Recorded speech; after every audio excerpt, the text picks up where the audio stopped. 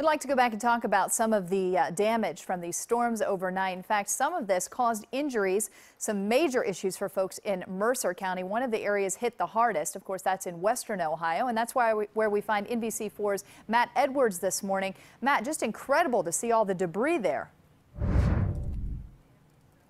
It absolutely is, Monica, and you mentioned 8 people injured. It's amazing that we're being told none of those injuries are life-threatening, because when you look at the damage here and realize this was on a Sunday afternoon when many people were out and about, it's scary to see. Look right behind me at this Dollar General. Still cars in the parking lot. They were likely open at 3 p.m. on a Sunday. That place absolutely torn apart. And then right next door, they are neighbors with Seatown Wings. We're told that's where 6 of the 8 injured people were at when they were injured. You can see just how many cars are still in the parking lot, probably 10, 12, maybe even 15.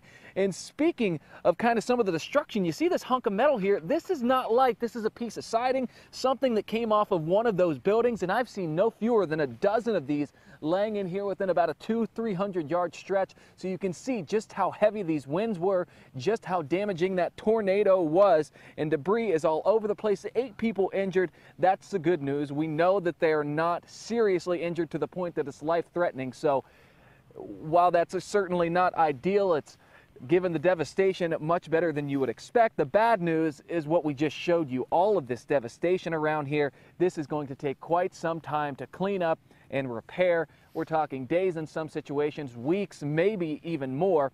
Salina schools are closed today. They are dealing with a power outage. So this is a widespread thing that's going to take some time to fix up. AEP is expected to be here around 7 a.m. to get this power back on in the area. You saw the law enforcement down there right now. They have this area of Haveman Road blocked off right now, asking people to avoid it. Not a safe area to be unless you know exactly what is going on out here. So they're expected back out here in a bit. As Bob Nunley mentioned earlier, they think there may have been 2 tornadoes in Mercer County, only 1 confirmed right now. They'll be assessing and surveying throughout the day to figure that and much more out about these hard-hitting storms. Live in Salina this morning, Matt Edwards, NBC4.